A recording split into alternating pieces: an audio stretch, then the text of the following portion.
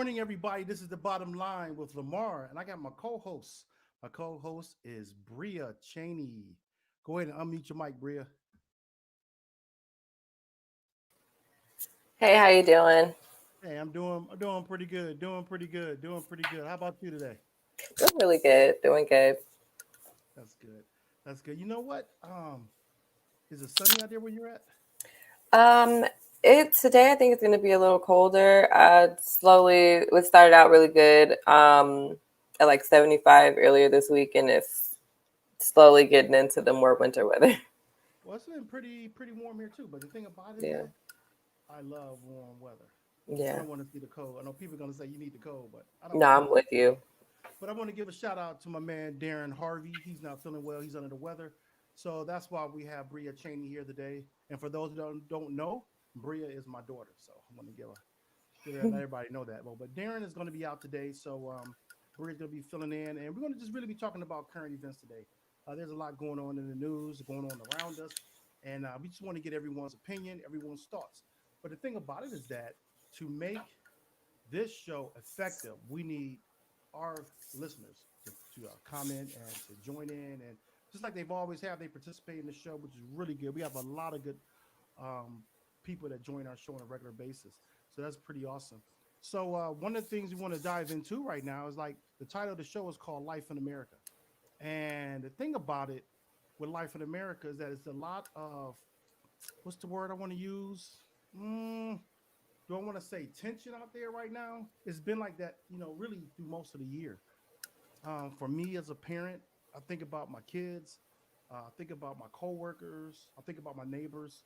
That how do people, we've had shows about navigating life, getting around the just making your life maneuver through these different things because we have so much going on from race issues to political issues, both sides of the aisle talking this and that and other. We have children in school who can't go to school now, and some people are going to school. Then there's an argument of should they be in school.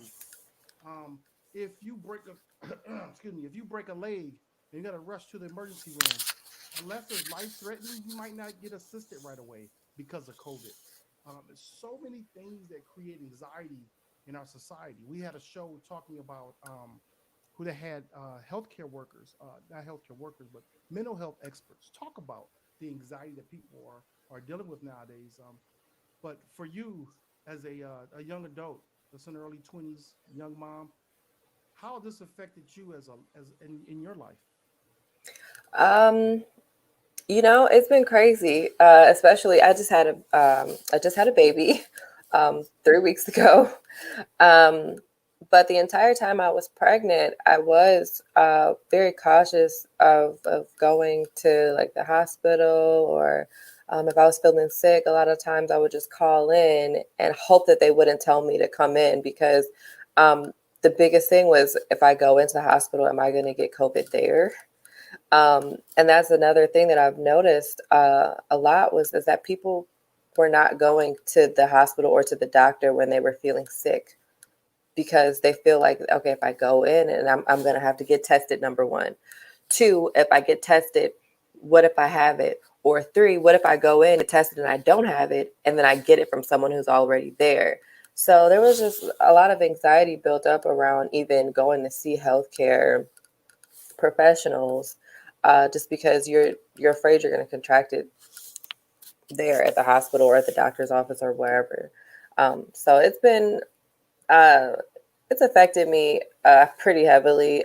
We stayed in the house a lot, but my husband works, so then and people at his job have been confirmed to have it, and so we have to constantly just keep ourselves protected and just keep ourselves as healthy as we can and just pray that we don't get it because at this point it's just not if you're going to get it but when you're going to get it, it Right. seems. Yeah, that's a very very serious, I guess, alertness that we have to have around this whole topic of COVID.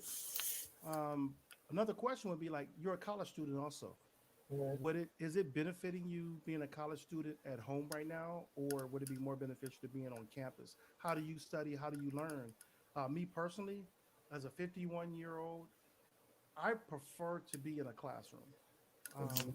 The online training to me, it's like my focus doesn't always stay alerted as it does.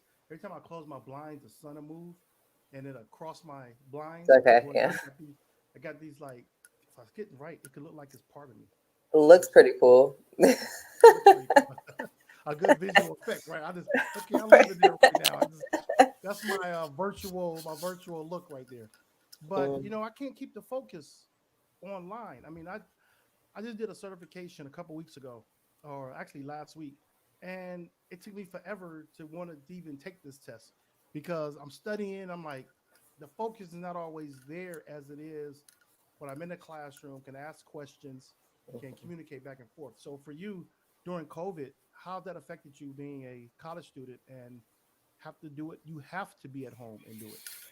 well, um, I prefer online learning. I prefer the distant learning, mostly because I have two children.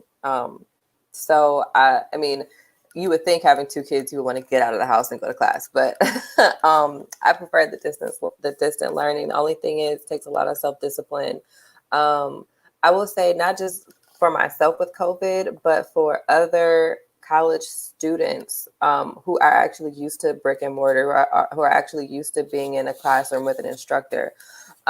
I would see that it would for them to have to do such a drastic change, like to go from being in the class one semester and then being at home for however long and for an indefinite period of time, would actually I feel like that would kind of be detrimental and maybe in some cases to their actual progress with college because it takes a lot of self discipline to focus and get that work done. um, and I gotta say, it is hard. It is really hard, especially when you're one of those people that procrastinate to the very last minute and have to cram all of your assignments in and turn it in by that time. So it wasn't so hard for me because I had actually been doing a distance learning degree for quite some time. But I do know quite a few people who have changed from the classroom setting to doing online, and it's been a challenge. Okay, that's good to know. That's good to know. And so, as we move on with life in America, what has it been like for you as a young person? I think was this your first presidential election? Oh no, no, you My voted. second. It's your second. Mhm. Okay, so what has that been like for you as a young adult? Going through the transition of voting, and not not per se who you pick for, but how do you view politics as a young adult? Well, for someone who has been fortunate enough to experience the Obama administration, going from the transition from having President Obama as our leader of the country and then transitioning into having President Trump as our leader of the country, the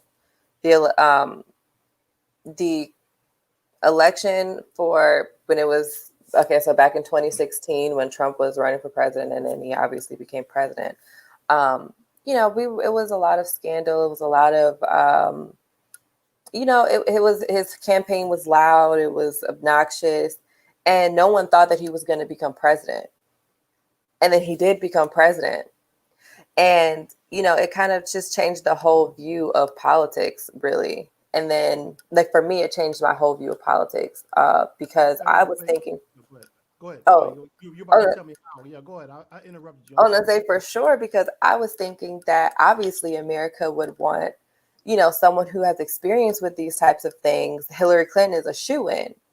And that was my first election too. So I voted for Hillary and I went to sleep that night on election night because I had to work the next day. And I was like, oh, I'm going to go to sleep because I already know Hillary Clinton's going to win. Right. And then I woke up and Donald Trump was president. So I think that changed my whole view because I realized at that moment that America didn't want a politician. Yeah. They wanted someone who was going to change the game and who was going to be different. And I personally also think that there were a lot of people wanting to vote for Trump just because they didn't want a woman president and they definitely wanted to get back us for having a black president. However, moving into this election, the So I same want to go back. fears. I want to go. I Oh, want to go. I want to go back for a minute. yeah. And my blinds, man. The sun keep rotating on me. So one of the questions I have with that is, it changed you because you said that you didn't, because at that age, do you really know what America needs at that age? You And think you especially, do. you think you do. So when it, you're saying that it changed your viewpoint of politics because you realized then that they didn't want a politician. But how does that change you as a young adult? Because at that time you were just coming out of high school, I think, going into adult life, Mhm, and I don't think we in the past people really thought about the process, the mhm. research of preparing. So did that change you because you saw how that went? You said you woke up, President Trump was in office. Does it allow us? Did it make you want to research more about the process and also who the candidates are and what they stand for? Um, I had already been pretty heavily into researching. At that time, I think I was in school for political science or something like that, rather. And no, I definitely was in school for political science at that time. And I had been doing a lot of research. So I did a lot of research that election, Okay. which is why I was for sure that Hillary Clinton was going to win. My I think if anything, after that election, it kind of chipped away at my hope or in my faith in the political process, I guess. Um, at that I think that election was the first time for many that people were like blown away at the results, and they were like, especially my age, they just didn't understand what was going on because it was hard to believe that she won the popular vote by so much and still lost the election. I think that was something I had to research more was the electoral college after that election. Okay, that makes sense. And so it's funny how you say that. How people were shocked when they woke up. Yeah, Um, they were shocked. There was like a brick, like you walked into a brick wall. it was Okay, devastating. do you think transitioning to this year's election that the same effect is happening? That people thought no way possible Biden could win, and now you see the flip side of the Republican Party, um, like in shock. They're actually having a rally today in D.C. in support of Donald Trump. So I'm not sure if this is to keep him in office today, or is it for reelection for 2024. I'm not sure. I gotta wait to see the recap on this rally. But do you think it's flipped now the same way that they just couldn't believe it, and so it's like I can't believe this really actually happened? Do you think that's what's Um, happening? I think that I don't think that that's what it is. I don't think that it's like people are like, whoa, because I mean, when you think about, well, first of all, I wasn't shocked that Biden won the election. I just had my suspicions that I was like, okay, it could go either way. It Hmm. was my mindset. I wasn't shocked, and I think that I mean, if we look at the popular vote, I mean, the popular vote, I mean, they were kind of neck and neck. It was like, what is it, 71, It's like a five 74? million. I think it's a 5 million gap, Yeah, around 5 to 7 million gap right now. Biden and right. So I think that his support base, I think his supporters are just upset. I think they're more just upset than in complete shock that he didn't win. I okay, think, and then you have obviously President Trump pushing this narrative that the election was stolen from him, okay, which also, his supporters believe everything he says and they rally behind him with everything he says. I think they're right. just angry right now and refusing to accept defeat. Whereas with Hillary Clinton, I think the whole world woke up and just was in complete shock because they really did think she was going to win. And I mean, there was reason to believe she would win. There was it seemed like everything was pointing in her direction, Right. everything, and it didn't happen. So as we were saying, there's this Million MAGA March that's Yeah. coming up today. It's actually happening today. I think it's today. And so I'm going to show a little clip of that. It's like a minute clip of what's going on with that. I Goodness. didn't realize, I just kind of been like in the zone a little bit, not really keeping up too much with the news like I should. But I happened to catch this and I was like, wow, it kind of threw me off. I didn't realize this was happening. But here's a little clip of this for this march. We're all here now. Welcome. That off. We're out here.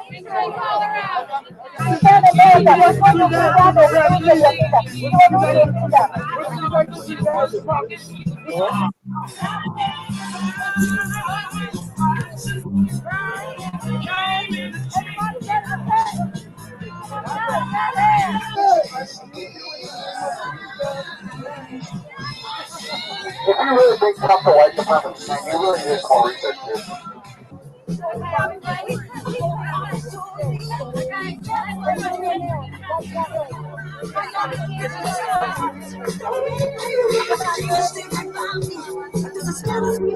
Not the little kid.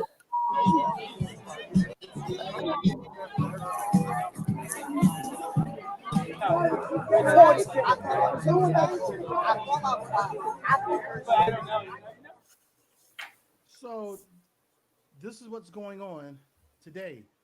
Do you feel like, I mean, I'm not going to really ask you what you feel on it.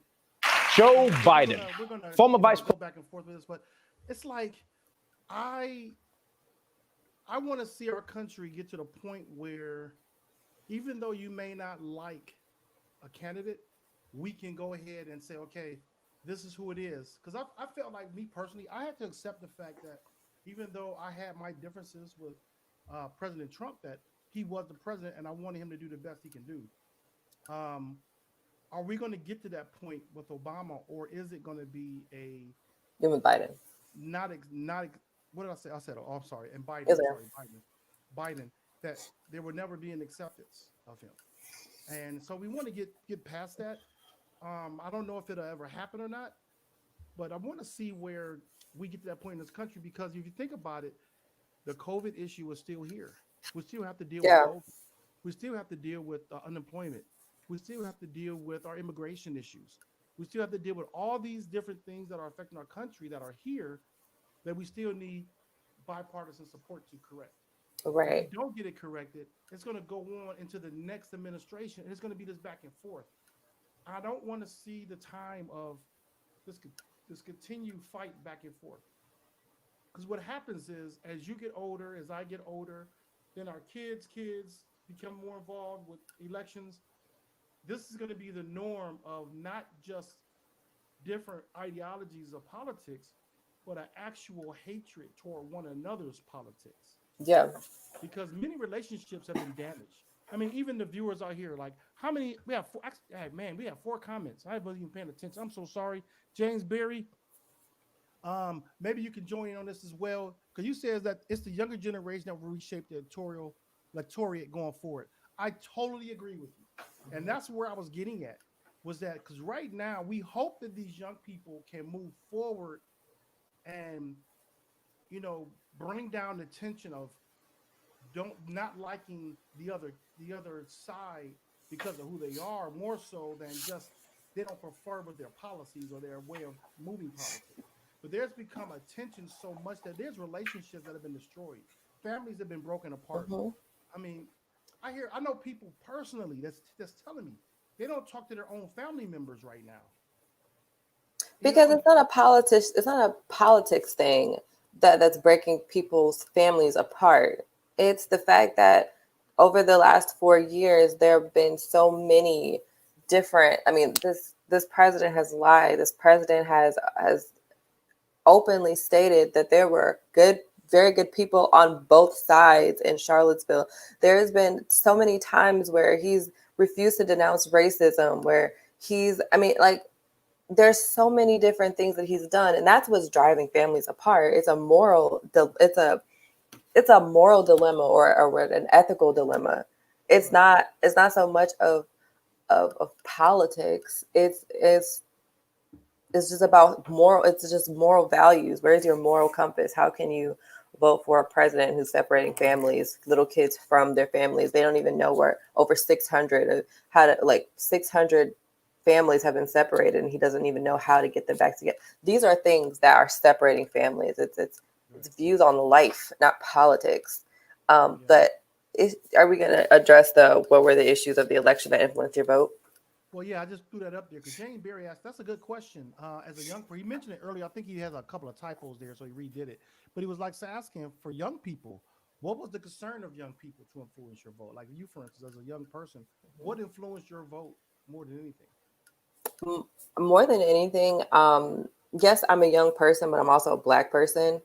What influenced my vote was simply just, and all of my life, I'm 25 years old, and all of my 25 years, which is not that long, I've never seen racism so overt. I've never walked down the street and see, I knew that racism existed. Obviously, this whole country is built on a foundation of racism.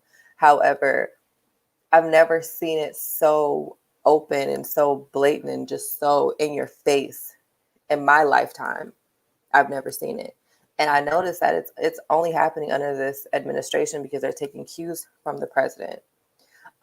Me and you were talking about this recently, where we were talking about, I was saying there were a lot of closet racists before Trump came into office, and Trump gave them, he emboldened them, gave them a voice, and so here we are.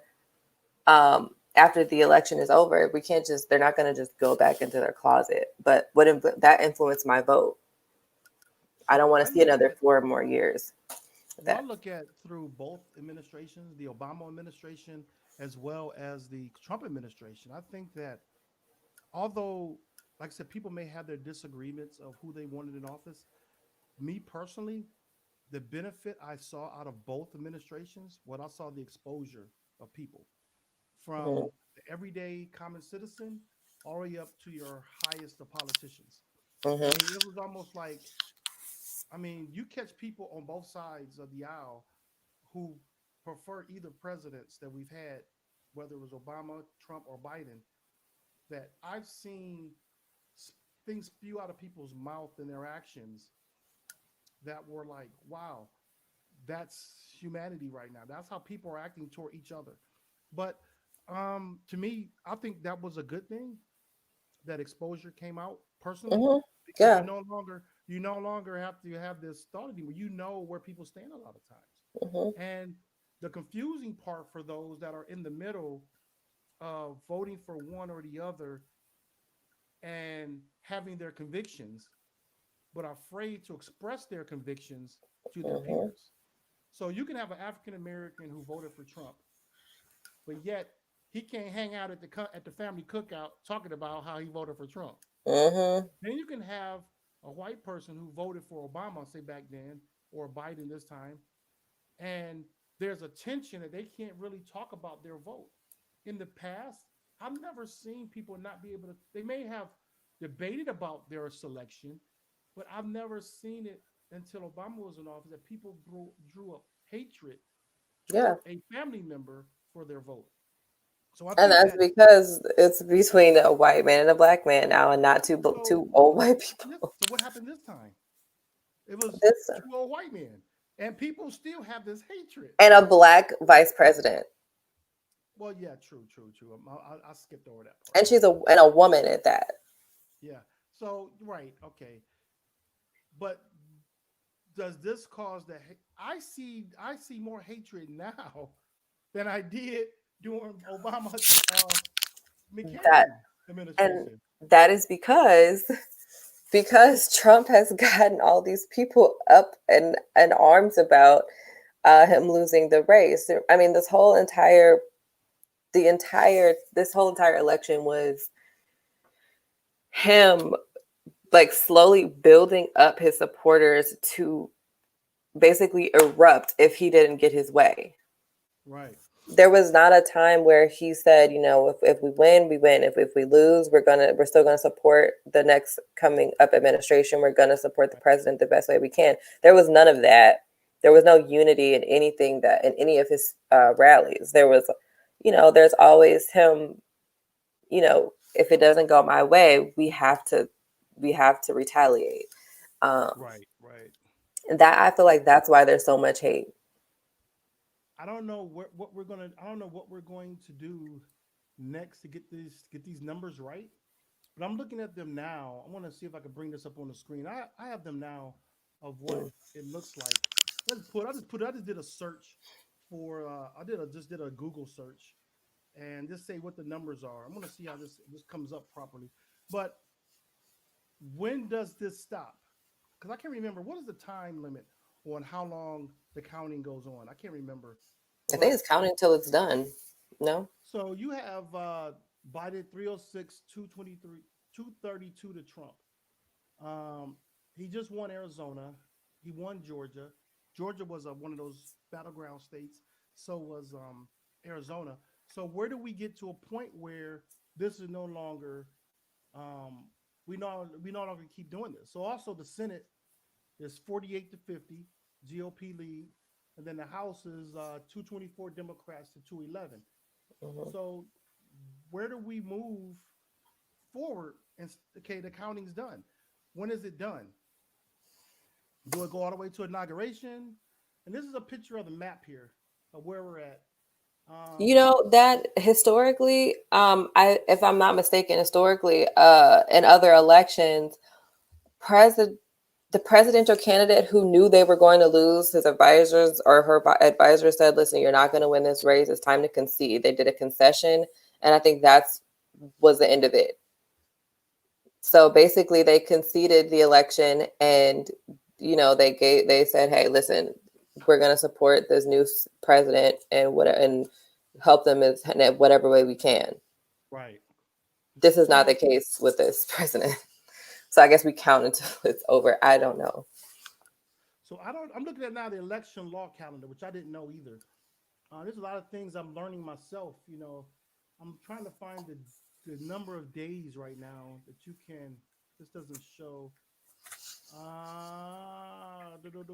It doesn't show how long. There's a date. It's like so many days that they can count, and I'm looking for it. And that wasn't one of my questions for today. I just happened to think Mhm. about it just now. Yeah. But when you when it comes back to this, what do when does this stop? When do we move forward? I've honestly never seen this before, so I honestly don't know. I haven't either. I haven't seen this before Trump either. advisors are still suggesting that he's going to have another term in office. Okay. They're still openly suggesting that he's going to be inaugurated in January. Um, Okay. it's just it's a circus. That's what it is. So Okay. honestly, don't know. So here go a question. I'm thinking this is from my man Darren Harvey because it shows the bottom line. It says, "And what do you make of the exodus of Trump supporters going to other social media sites like Parler?" And I just signed up for Parler yesterday.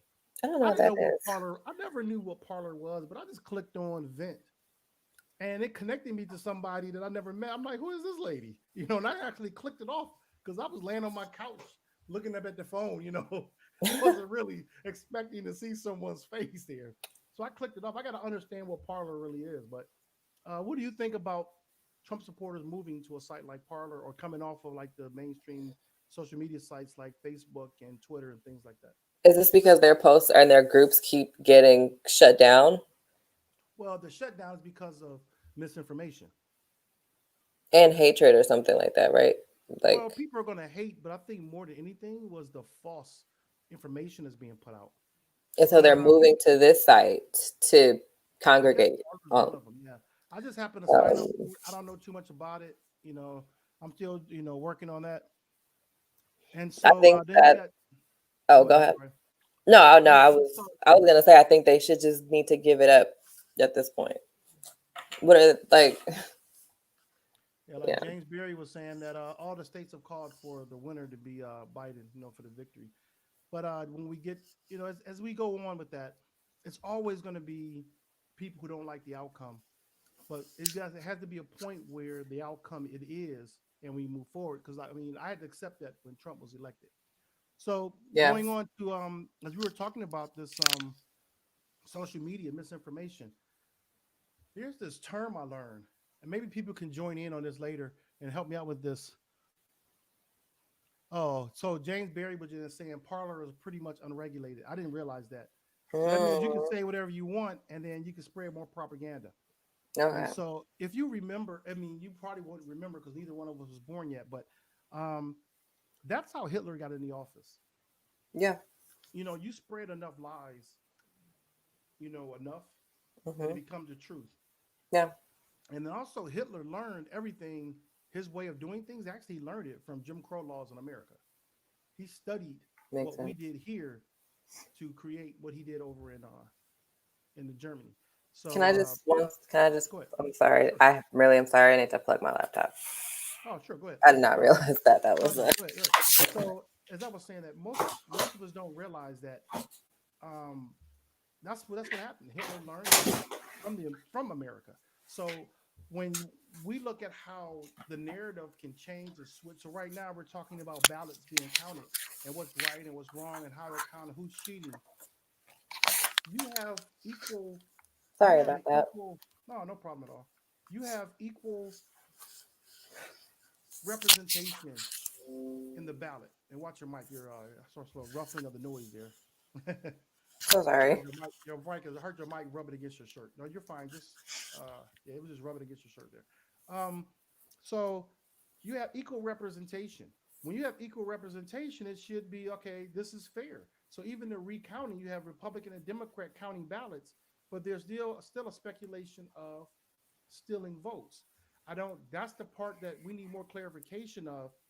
I was watching the news and the speaker had these the press secretary had a stack of documents and I'm like, well, talk about what are these documents? What are they? If someone's cheating, talk about how they're cheating. And I've had several friends of mine tell me about the Sharpie markers in Michigan. So in Michigan, you can use a Sharpie marker. The machines read the Sharpie marker, but there's people saying that it's not right. So it's like it's going I heard back and about forth, that. back and forth, back and forth, back and forth. I'm like, what is going on? Let's let's understand what's real and what's not, and let's move on. I think we all understand what's going on. What's going on here is that Donald Trump doesn't want to lose. He can't accept defeat, and Okay. that's it. Because historically, this is. Look at Al Gore. Look at that election. We let that go. No, this was not a thing, and that was not good. But I think I'm saying, it gets to a point where you just accept it, and the country moves forward. Because I think that in the greater good will say, okay, America first, the greater good, and yeah, I think that's what we did during his last administration. Although there was beef and arguments, America still came first, and I think yeah, that that's what matters is America come first. Here's some more. James Berry's been on it today. He said yeah. Hitler once said, "The bigger the lie, the more people will believe it," which is true. To the very last days of World Mhm. War II, he convinced all of his fighting forces and allies that a victory was imminent. And Yeah. that's so true. And that's what we're seeing right now with Steal the Vote. That's a whole campaign. If you know, Steal the Vote also it's an organization. So the Steal the Vote organization was also the same people that helped build the wall. So there's a build a wall strategy where Steve Bannon was getting donations and funding for help this wall get built, and that money didn't go for getting the wall built. So where did that money go? So all these things are Well, just causing more frustration. If you notice, also, it's always about money, and when you mhm. have money and power in play, the little people like the average middle class American, we don't get seen, we don't get heard, our voice doesn't matter. So it doesn't matter, in my opinion, who's in office, I long think as this election it did. Black people saved the Democratic Party this election. no, but I'm talking about Oh, still you mean the like our voice as far as issues that we have and them the being solved? issues are will money and power still reign. If Yeah, money and power still reign, it doesn't matter who's in the office. It could be Biden, it could be Trump, it could be Obama, agreed. it could be whoever. But if money and power still reign, it's like it doesn't matter. And that comes up to this. We were talking earlier a little bit ago about the caste system, something that Hmm. people don't really talk about that much, but it's like a system of of priority, who's Hmm. like seen at a certain level. Seems like a system of Um, superiority. well, superiority, but you don't have to be superior to gain advantage Yeah, of the caste system. You're yeah, looked at as a privileged person to benefit from this. So I haven't read the yeah. book yet by Isabel Wilkerson, but I'm going to definitely get it. A lot of people have been telling me to go ahead and download this book and check it out. So I'm going to do that this weekend. I'm going to start reading it, and it will give you a better understanding because what we have seen in America is actually a symptom of the caste system. So people are saying how racism is what built America. That can be true, yes, but it was built off of a bigger system that's almost invisible. Hmm. So when you look at immigrants that came over here, the Italians, the Irish, the Chinese, they were lower in that system. But what happened was that because of skin color, the lightening of skin, you can get these passes. So one of the things I wanted to bring up was a video that we were talking about earlier today.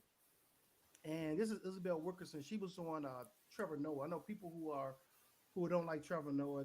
Everyone has their reasons for don't liking somebody. So I'm not going to worry about that as much. But the reason why I picked this one, because it did give a different perspective that we will see from mainstream media. Because most of her interviews were on mainstream NBC, ABC, these different mainstream news medias. So I wanted to get her perspective. I wanted to see Trevor Noah's perception with this interview with her. Is the reason why I selected this piece. And we're gonna get a bit of this when I bring it up. But yeah, and she's gonna explain a little bit about what the system is all about. And we're not gonna go through the whole thing, but just give the audience an opportunity to go look this and research it on your own. But yeah, this was really interesting to me. The rule. But one of the things that I say to help distinguish between caste and other markers, other ways of measuring people, is caste is the bones, race is the skin, and then class is the accents, the enunciation, the education and dress, the things that the diction, the kind of things that we can control that can that help ourselves to elevate ourselves out of the restrictions. But class does not mean the same as caste. In other words, if you can act your way out of it, it's class. If you cannot act out of it, it's caste. So if I can act my way out of it, so if I can code switch, or if I can, straighten my hair or change the way I look, lighten my skin, those are all the things that you're going to say are falling into the class element of what we see. So how do we think about caste now? Is this like a new problem that we have to handle differently to race and racism and class and classism? Is this an additional thing, or is this the foundation that everything else is built on? That the idea of hierarchy and a caste system is the foundation, it's the infrastructure of our divisions. One reason why the word racism, while is important and it's useful, and of course it is a reality. But what this is asking us to do is to look beneath what we think we can see, but look beneath what we thought we knew, and to see that racism, while it's a fraught word that can often carry emotion with it, guilt, and even shame, caste and the focus is a focus on the structure and the infrastructure, and that takes us away from the blame of anyone. This infrastructure that we've inherited has been around, since before the country was founded. I described this our caste system, our country actually, as an old house. Look at this old house that we have inherited. We did not build the house, and we're not responsible for whatever might have been, not so well done in the building of it. But we now are the inheritors of it. It's now up to us as the owners of this house, all of us, not just one group, but all of us. I mean, recognizing how interconnected we all are and how we all have to bear the consequences of it, whether we are aware of it or not. We are experiencing the consequences of it, whether we know it or not. It's funny, I've been having these conversations with friends for so long where coming from South Africa, where we are now in a place where, because the country shifted power from white to black, and the country is now more representative within its power structures, we've come to realize now that caste is now a new issue that we have to deal with. We thought that race was the thing and then it would be finished, and now you still have a new version of the haves and the have-nots, determined by, as you say, different signifiers, whether it's language, whether it's culture. It's really interesting that now there's another monster we have to tackle on a different level that we didn't think about, because we just thought, oh, you just get rid of the race problem and everything is solved. And then now it's like, oh no, here's the root almost of the problem, and race was just the cover that we're dealing with. I had that experience when I was in South Africa about what I call situational elevation that occurs when a person's from a marginalized group in one country, and they go to another country and find themselves, without any action on their own part, because of perceptions, elevated accidentally. And then, when I was in South Africa, people would just hear the accent, and I would get invited to parties and receptions and all this kind of thing. And that's part of what is happening in a caste system. And one other thing about this kind of situational elevation is that it allows the country that has had marginalized people to turn to the newcomers and say, as to me when I was in South Africa, and say, see, this is proof that if you just do this and do that, you can Right. make. Or it also says that this is proof that it really is the inferiority of our people. Of our marginalized people are in fact inferior. And so it works both ways. It works both ways, and I've experienced both sides of that.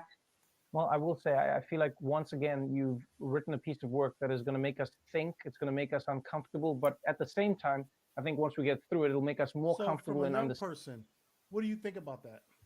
From a young, okay. From your Sorry. perspective. I think she's absolutely right. Absolutely.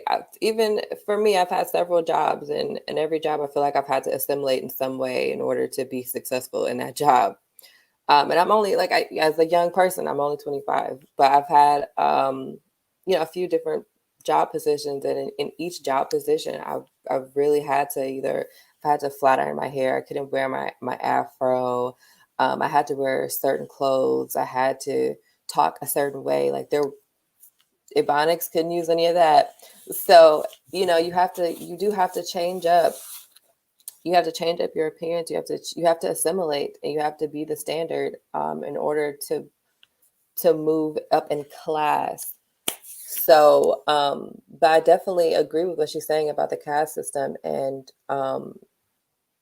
especially I like her metaphor about the house, the old house. We inherited this old house, and although we today had nothing to do with what happened in that house, we're all responsible for the house moving forward. And I feel like in this country, it's time for us to start looking at each other as U.S. citizens as a whole, instead of looking at us as Black, white, Asian, or whatever. It's time for us to start looking at each other as equal and working together. And it's just, I don't see that. I haven't seen any indication of that happening moving forward. But I will say younger people are doing a really good job at being active in social issues and active in fighting for equality. And I feel like I don't typically see like the typical version of a caste system here, but I think that's just because we're conditioned to being used to how the country is, and so we don't see it the way it actually is. But I feel like if we were on the outside looking in, we would definitely see that it is indeed a caste system. Right. Well, one of the things is when you go out of the country, you notice it. Right, exactly. Whether you go to Mexico, whether you go to, for me, I've been to Mexico, I've been to the Caribbean, and I've seen how people look at you differently because you're from America. Yeah. You're this, you're that. But you know what? Even on a lower level, think about this on a lower level. I remember really working with a lot of artists when I was doing a lot of producing and managing with artists. Hmm. And I would get these phone calls in for people who wanted to work with me. And it was almost like they're looking at, because at the time, Sound Lab Entertainment was one of the companies that, um, at least in the Cleveland, Ohio area, as a full company with artists, was pretty known. And so Yeah. what happened was that people looked toward that company as the go-to for having events and bringing Hmm. artists out for events. And I got treated differently. And Hmm. so when a person that was known in the community or in the city wanted to work with me, I was more standoffish because I didn't want to go for that person first than working with someone who was equally as good but just didn't have the recognition. Hmm. So throughout the years of producing and managing artists, I always worked for the person that was unknown. And I guess there was a lot of ego and pride in there too, because I wanted to take an unknown person and make them known. Hmm. But it was is not comparable to a caste system at all. But I know what it feels like when people look highly of you and elevate you and put you sort of on a pedestal for what you do.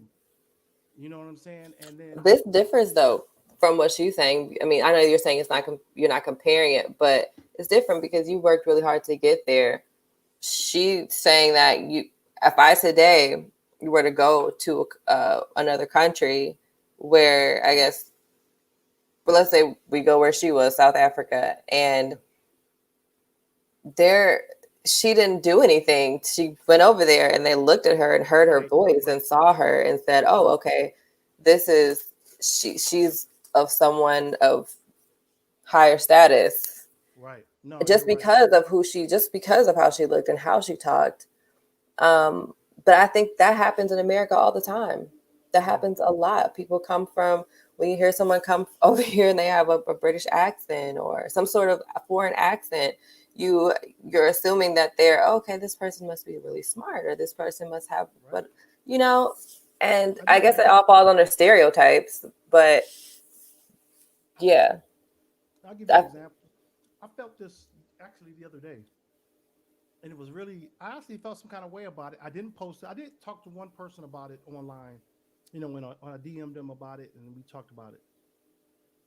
So we had our HOA voting this week for our board members on the HOA.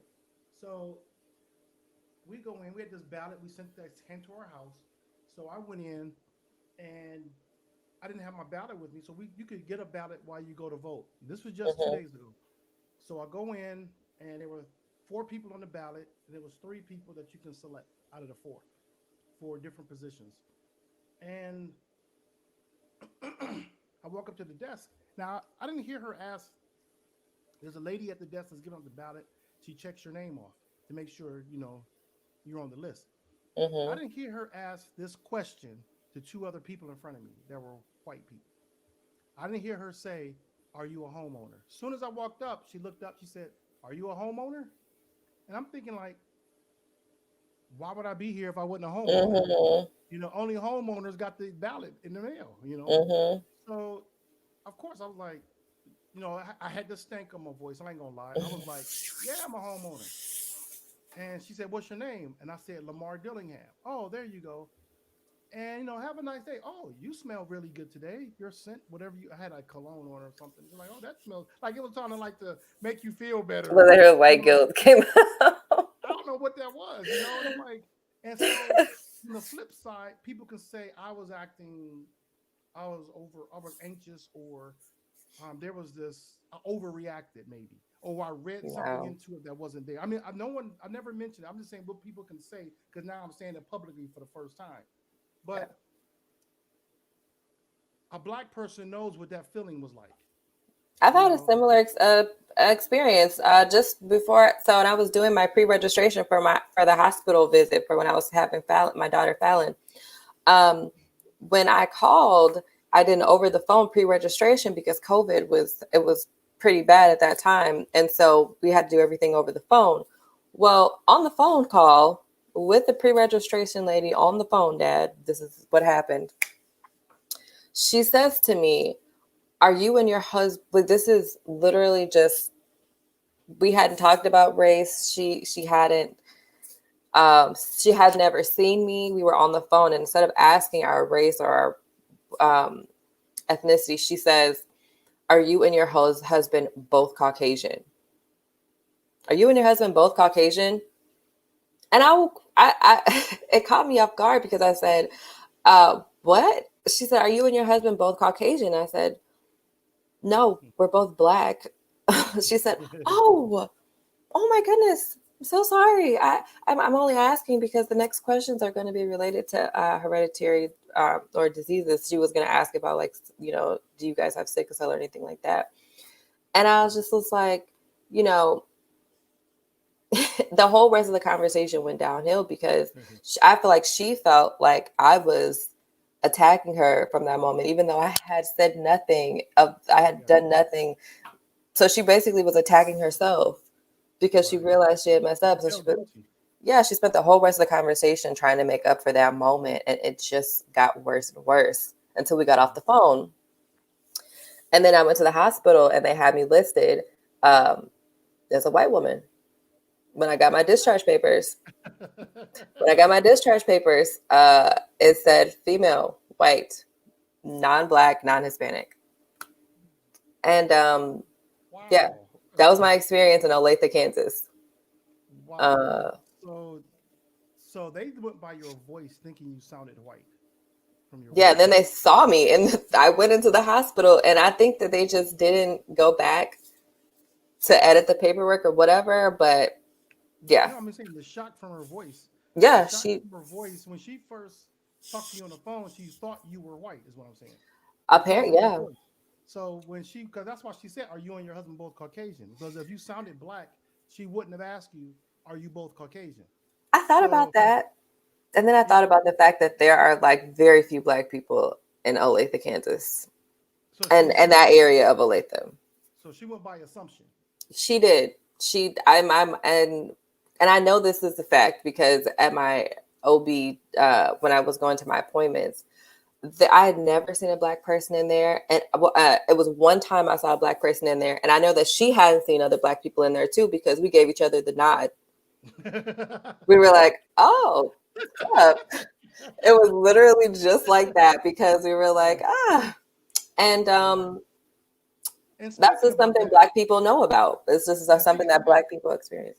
and then and it's so funny because you're looking at, you know, almost 30-year difference age gap. You know what I'm saying? Mm-hmm. 20-something year age gap. Mm-hmm. And the And information's still relevant. the information is still the same because we spoke about this a few shows ago about the nod when you see someone that looks like you in a space where you're not seen.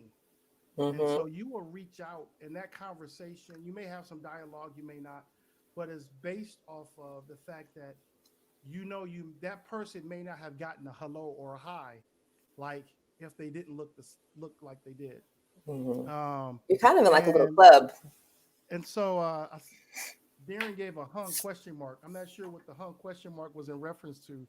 I'm not sure if it was from your statement or not. Then he put ha ha. So, but no, but that's a real experience. And Yeah. I really wonder if other nationalities have that experience. I know Hispanics do because I've talked to Hispanic Mm-hmm. people, and I've seen other backgrounds do that because what they'll do is they'll start talking in their own language. Yeah. You know, they'll give you and then just goes into their own language. But that's something that's really relevant. It's something that is really real. Yeah. And the part that still stuns me is that on your discharge papers, they still had you as a white person. Yeah. That surprised me as well. So they had me when I went in the first day. I went in for the first day for a fetal stress test. Basically, they discharged me with that as a white woman. When I went into the hospital for labor, as you know, we barely got into the hospital. But when I did get into the hospital, and I want to say I was either still in labor or it was like directly after where I said, "Can you guys make sure I'm listed as a Black woman?" You know, so can you guys change that? And she was confused, and I'm like, "Well, they have me listed as a white woman. Can you make this is like sad that I have to say this while I'm having a baby." But that's the reality. That's a Black experience, and honestly, it's things. Honestly, I've seen so much worse. That's not even scratching the surface. You see a lot of Black women specifically going through the horrors of uh, labor or the horrors of just being in an emergency room as a Black woman. Like it's a Black experience, and it's sad that that's part of the experience. But if you're Black, 9 times out of 10, you're going to experience it in some way. So that experience that you had, did it like marginalize you, make you feel marginalized, or like not Um, it limited? Like, how did you? What was that feeling of knowing that they did this, although it was a mistake, but the mistake could have been said purposely not corrected. I honestly feel like it was not. I'm not gonna say the opposite, but I think it made me feel like, geez, like, are they really not used to people of color being in this hospital? Are they not used to Black women giving birth here? For you to just automatically list someone as white means you're assuming that they're going to be white when they come through the door. You're assuming they are white, which means you're not. There's no possibility in your mind. There's no possibility of someone not white coming through that door. Given like it's a regular thing for white people to come in there and give birth, and not Black people must. And it I didn't feel like I was marginalized. I just felt like maybe they just didn't, I don't know, they just didn't expect a Black woman to have a baby at their hospital. That's the only way I can think about it. But it's weird because my nurse was brown, she's Indian. And honestly, I hadn't seen anybody that was of any other color, to be honest, other than white, other than her and that one other lady that was I saw in the lobby. But then that still goes to the community that you went to have your baby at, was because the Yeah, demographic shifts in that direction. It's, it's majority white people in that white. community. Yeah. So yeah, So I so guess I did feel marginalized. I didn't feel like they were discriminating against me. I think they were just negligent. that's good. That's good. That's just a negligent action that wasn't corrected. Right. But then you still have to look at it for what it is. I mean, Yeah, they didn't intentionally discriminate or anything like that. They just exactly. were That's all. showing that they're used that they didn't expect me to be Black. It was an unconscious thing. But on everyone's part, there were multiple people who handled me there at the hospital, and they all made the same mistake in that time frame of pre-registration to me checking out the first day at the hospital. Wow. Wow, that's amazing. That's amazing. So, Yeah. um, see if we have some more viewers want to talk in about some of this conversation of the differences in America. Like really is like I said, it was basically living life in America is what it is. And Hmm. what I really want to have on the show one day, I want to have people to help me understand the mindset of the term Karen. I want I want a person to who either been in that title, who's had that title, Hmm. let me know what went on at that moment, or how do they feel after they've been labeled with the title? Because I was just what was I just watching? Oh, I need to pull it up. This is what I need to pull up, and I gotta find it, and I didn't have it prepared. Was Chelsea Handler? Was it Chelsea Handler? She's a comedian, right? Yeah. Okay, yeah. She was talking about it because she has some really um risk, what's called like just like on the edge type Yeah, comments. stuff that she Right. says is out of line. It's not out of line. It, I think someone invited her to the cookout, and that was it for her. She was like, "Ooh, yeah, I'm in there." I do like Chelsea Handler though. But see, she changed her mindset of where she Yeah. was to where she is now. Hmm. And she was the Karen. She's been the Yeah. Karen. Now she was saying she can't recall ever like calling the police on anybody in that situation, but she says I would never say I've never been that person. Yeah. And it was so good to hear her speak about it. And I wish I could find it. I need to just find it. I was just watching it. She was on. I don't know if you ever seen the article, the video on YouTube, the channel, Uncomfortable Conversation with a Black Man. No. He's an ex football player. Here we go. And so the funny thing about that whole thing is he had her on there talking about the Karen thing. And it was so good and refreshing to hear someone from Who used to be a Karen? the, Explain it. not only that, but someone from the other side. We always hear, African Americans joke about it. We Yeah. laugh and we joke about the Karens, and Potato we all salad have and our the own rest. We all have our own Karen story. Yeah, Darren, that's what I was bringing up. The uncomfortable conversation with a black man. He just mentioned it, and so I posted it the other day. But I'm looking for the part where she talks about the Karens, and it was so hilarious. So I gotta bring it up because it was so funny to sit back and hear her tell it from her perspective. I thought it was really awesome, Mm. and so I want to bring that up. I'm gonna just skim through it, so ignore the unprofessionalism at this point. But I think it's really good to bring this up. Let me get this little ticker off the screen here, and we're gonna just try to jump in where she was talking about it. Okay. I can't hear it. Can you hear it? Not yet. I'm just looking for something Oh. right quick. Yeah. So what I did was really, it was my fault. I did that because I didn't add the audio. Hmm. You gotta have the little tab. The top 1%. I didn't understand. Black girls weren't going to be able to, I started to think about those things. I always grew up knowing that if I called the police, they were going to protect me. They were. I never thought what it would be like to be a Black woman in trouble and think twice about calling the police. I'm the beneficiary of a ton of privilege. But you didn't grow up with money, because so many people would counter that, well, I didn't grow up with money. My parents had to work hard. I am not privileged. Right. What would you say to that? I would say that I was under that impression too. I thought white privilege meant the Rockefellers or, the Bush family, or you had a legacy family that goes to Harvard or Yale or Stanford. Like I thought it was the rich and the best, the top 1%. I didn't understand how granular it is, just the advantage of going into a grocery store. If I want to take some candy and eat it while I'm walking down the aisle, not going to be a problem. No one's going to say anything to me. And I have the confidence that I do it all the time.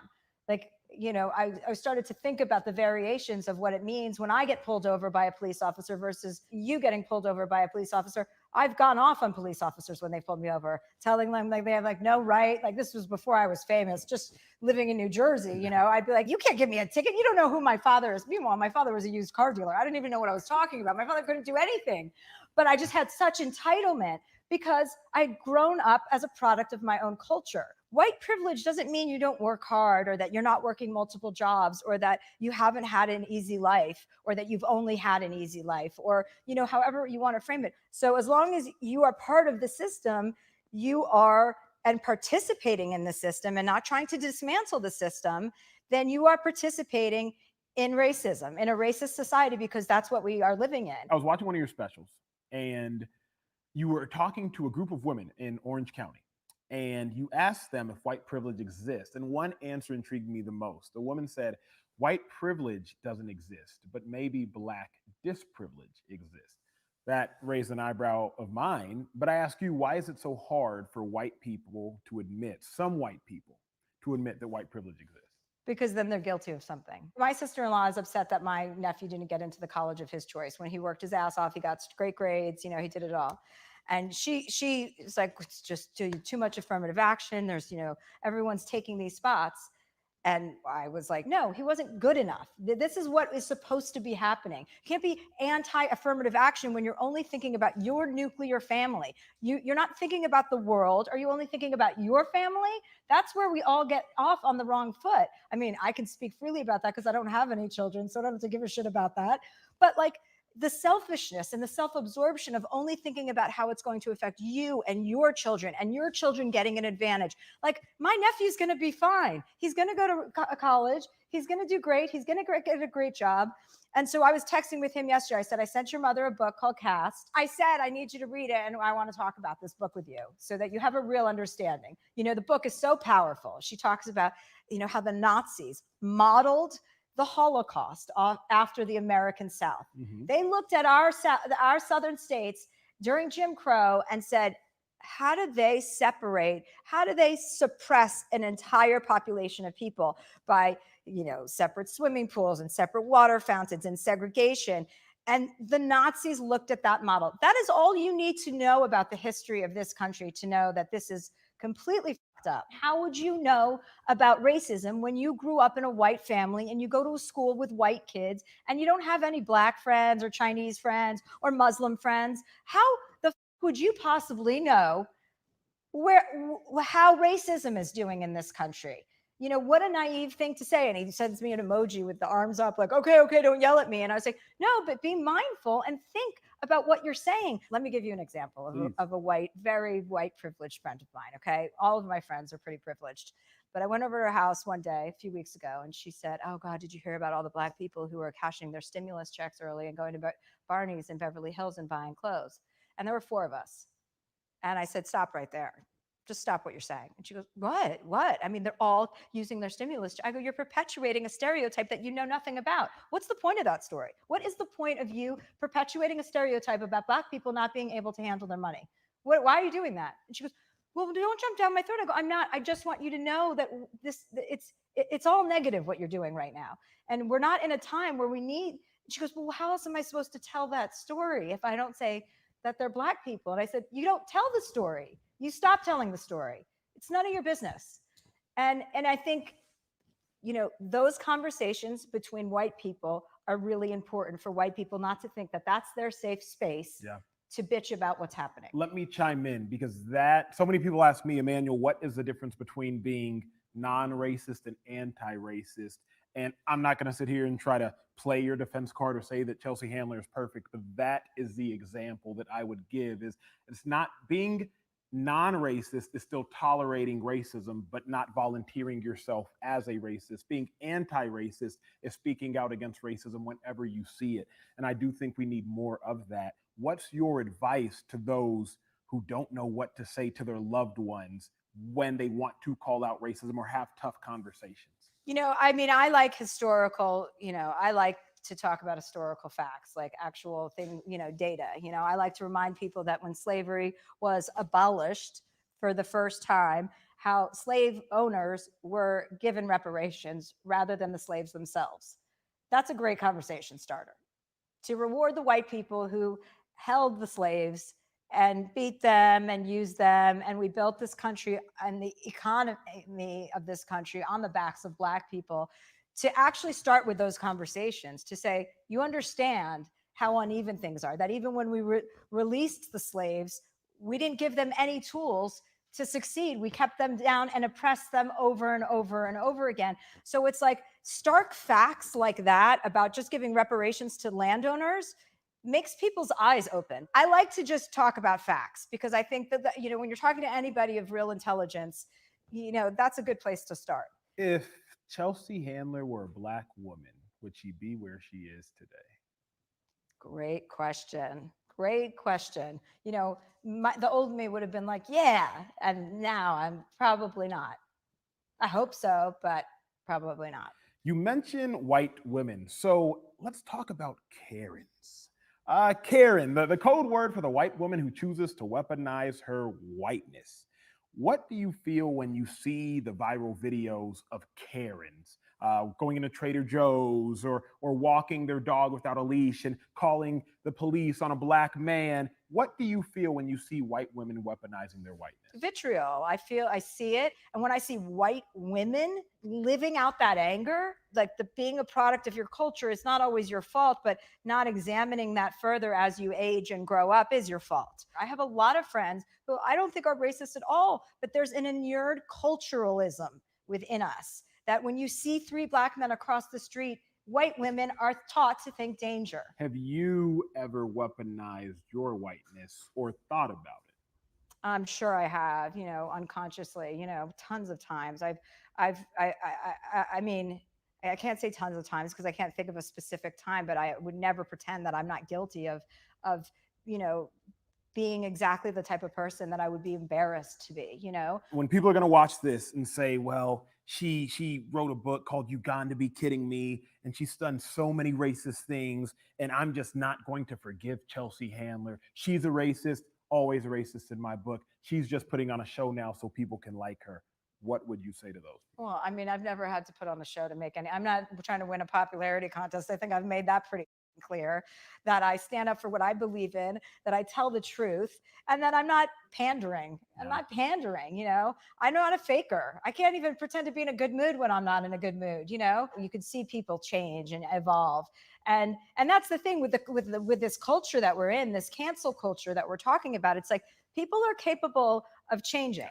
People are capable of changing. Everyone deserves to be forgiven as long as they are truly, you know, sorry for what they did. I hate cancel culture because cancel culture doesn't give anyone the opportunity to grow, to morph, to evolve. If you cancel them, then they will just continue on their error, continue in their blunder. So I think cancel culture is one of the biggest issues we have in our society. Lastly, I would have to ask, what would you say in your mind is the solution to mend the fracture? Got a question for you. We need a lot of legislation. We need a lot. What's that wrong with it? I wanted to really let people see that. I can hear you. You don't hear me on there? Better. That's better. No, I played it that long because I wanted people who don't have not seen it to see it. But you hear me? I wanted people to get a chance Yeah. to see this. Those out there who haven't seen this video. to get a good portion of that because it was so relevant. She touched on so many points. And one of the things I always tell people is that Yeah. as you open up your peer circle, you get to learn about different people, what they experience. But more than anything, Hmm. racism for white people to talk to each other, not to complain about what's going on, but what are some of the Hmm. solutions that they are responsible for that can help. And she made that point because she had to check her Hmm. friends. Now I have another friend who did the same thing. A friend of mine in Pittsburgh.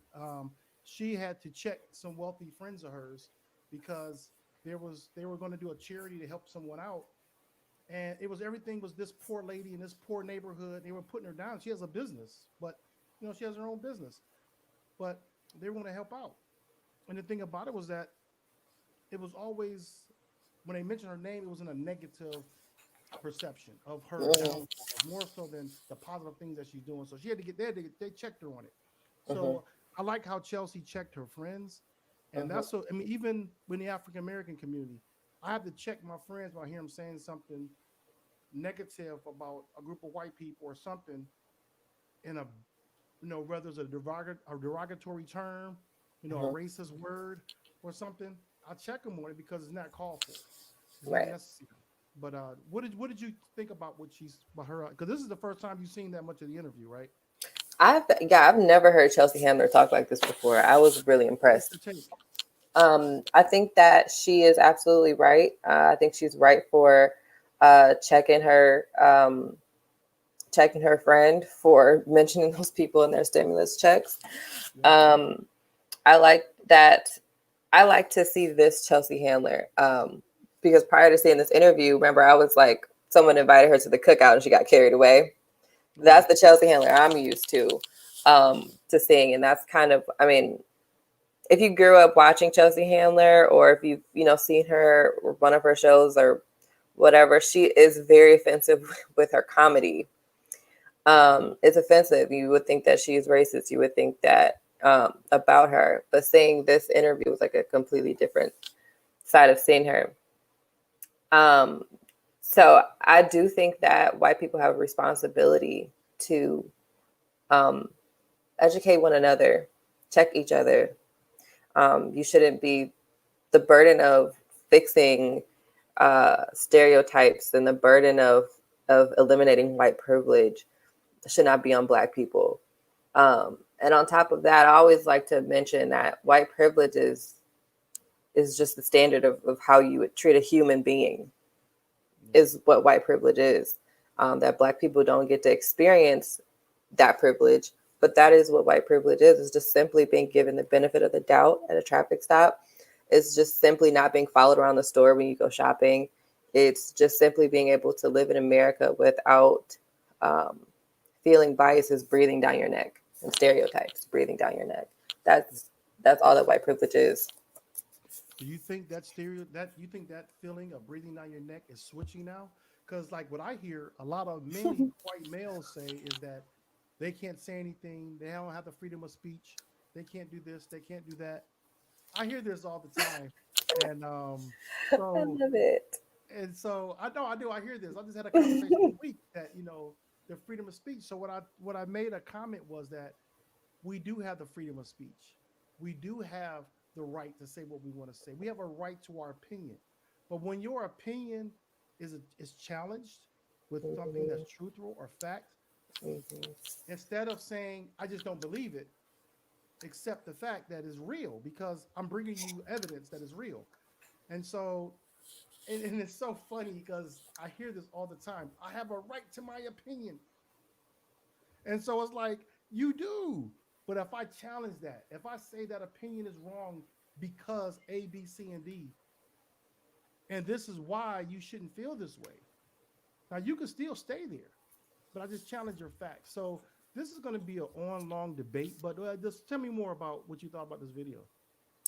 I really like this video a lot because she was not afraid to say that she used to be one of those people that weaponized their whiteness. Right. I think that is something that a lot of people have to come to terms with, that they have done it. Whether you meant to do it or not. She said she doesn't even remember a time that she did it, but she knows that she did it. because that's the culture in which she grew up in which she would see 3 Black people across the street and be and feel like there was a threat to her life. Yeah. And I think that's something like when white people say, like, you know, or I won't say because like I said, I have not like I said, but I have a lot of white friends who also feel like this, who are able to. There's like 2 different sides of it where people can accept that they've done it and do their part and kind of cutting it off, like white privilege, and cutting it short or trying to end it, which I don't think it will ever end, but you know, they do their part and bringing awareness to it. And then you've got another part who says we don't see color. White privilege doesn't exist. It's made up. It's an imaginary thing. I think that for her to admit that she's been on both sides is big of her, because that's rare. When have you ever heard anybody say that? No, you're right. One thing that I think that was a good point also is the room to grow. Yeah. Man, I have a lot of. Oh, did you hear that belch over there? No, what? Came up like, wow, where did that come from? What? But anyway, the room to grow. She made that everyone has opportunity to change. People can change, and I'm going to give you the example. Okay, we all know Joe Biden and the '94 crime bill, right? Yeah, Okay, so the '94 crime bill, and my perception of that is that we're super predators. many people. I have the worst lighting in this room. The I would say most people that was part of that crime bill that helped put that crime bill together all thought the same way, because at that time it wasn't a balanced Congress or Senate. The Senate right now is not balanced. The only time things were somewhat balanced in a state was right after the Civil War, where Black people were allowed to get into positions of power. And the biggest one was in Wilmington, North Carolina, the state of North Carolina, and it was it was a lot of Black people that was in positions of power in their state politics, and they basically destroyed all that. And so that was the William Massacre. That's something that we could talk about another time. Yeah, I've heard of that. That was a big thing. And so right now with Joe Biden, who with the '94 crime bill, I would say the mindset of the way he thought was something that was standard, the way white people thought. Especially he's 70 something years old now. So him, Donald Trump, they're all, I'm not saying all, I say a lot of people. Yeah. So now moving forward, he becomes part of the Obama administration. I can't imagine Joe Biden and Barack Obama having some really heart-to-heart talks about race. I can't imagine that conversation, because when you're close with somebody and you have authentic relationships, this is something I also talk to people when we get on these discussions of race, is that if you don't have authentic conversations, if you don't have authentic relationships, you're never going to grow in the issue of race relations in America, Right. because it's all going to be surface. So I can't imagine them two not having real conversations. That, to me, allowed Biden to grow, because this year, I wish he had said this earlier, but this year, mainly, I'm not sure. I mean, people are going to counter me and say because of the election, he wanted the votes, but he said that he knew it was wrong, that crime bill was wrong. He apologized for it.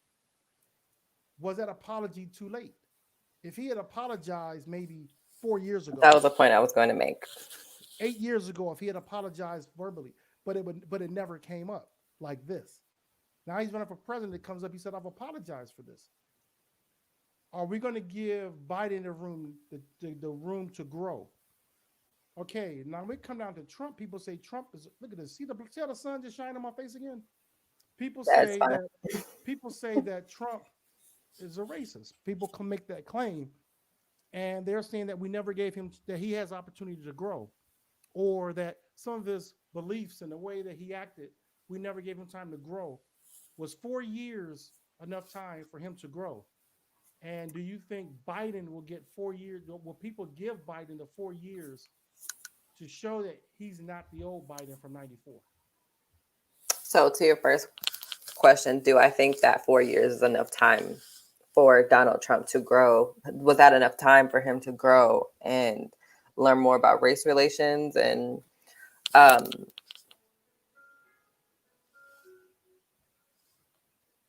What's the matter?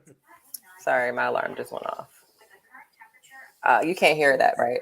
Yeah, we can hear that. We hear it, but But go ahead and finish up your point. Sorry, I was saying that I do think that's more than enough time for someone to gain an idea of how to treat people decently and how to recognize when there's a problem of systemic racism, or when to recognize a problem within your society, especially if you're the leader of that society. It's your job to grow and to know and to change, and to adjust as you see these problems arise, or as you encounter these problems. Well, I believe that it all comes down to character. Do you have the type of character that allows you to change, that allows you to grow? I think that, I mean, it could be circumstantial. I mean, he grew up um, as a very privileged person in this country. Um, and so he probably doesn't feel like he has to change. America accepted him into office for who he was in the beginning. So why would he have to change? Right. I think that's something to look at. When you don't require change of someone, when you don't require certain things of someone before they take power, before you give them what they want, there's no reason for them to change. Right. For Biden, do I think that we're going to allow him to, you mean, did you ask if we're going to allow him to do what he says he's going to do? Are we going to allow him to? Well, people give him the opportunity to prove that he's not that Biden of '94. Although he's president, will people give him the benefit of the doubt that he has changed his mindset from '94? Do I don't. I feel that people who have already counted him out will not. Okay. The comments that he made back then, I mean, they're very hard to forgive. I saw one of the clips of him demonizing us and saying, on the floor, he's saying this, we're predators, and they are talking about our black men, painting a picture that they're going to harm your children and your wives. And I feel like that's really hard to forgive. And as the guy in the video was just saying, the interview with Chelsea Handler, he was saying cancel culture is our biggest issue in this country, because we don't give the person an opportunity to grow. We kind of leave them there, and they're just.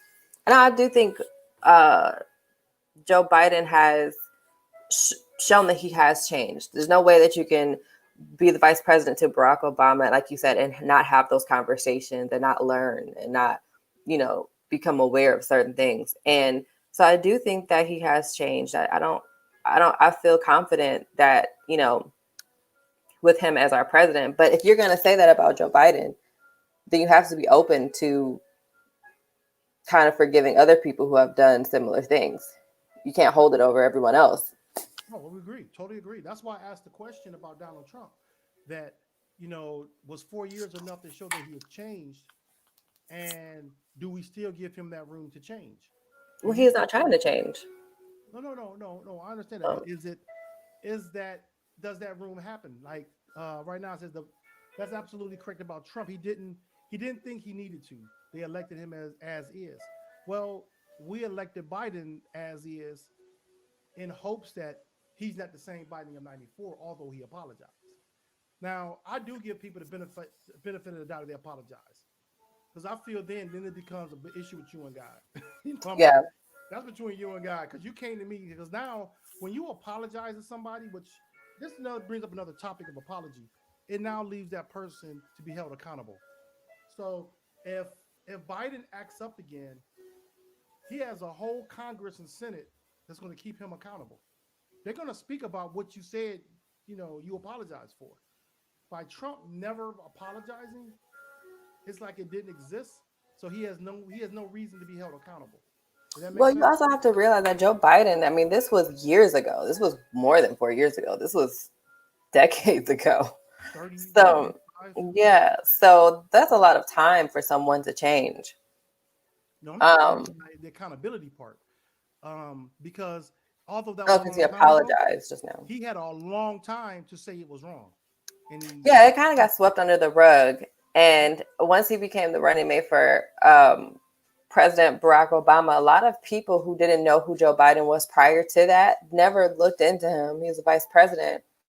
nobody really not saying that nobody did, because there are a lot of people who do research, candidates, and you know what I mean, they stay up on their research. But for people who like they didn't look at his history, a lot of people just found out about that during this election, Right.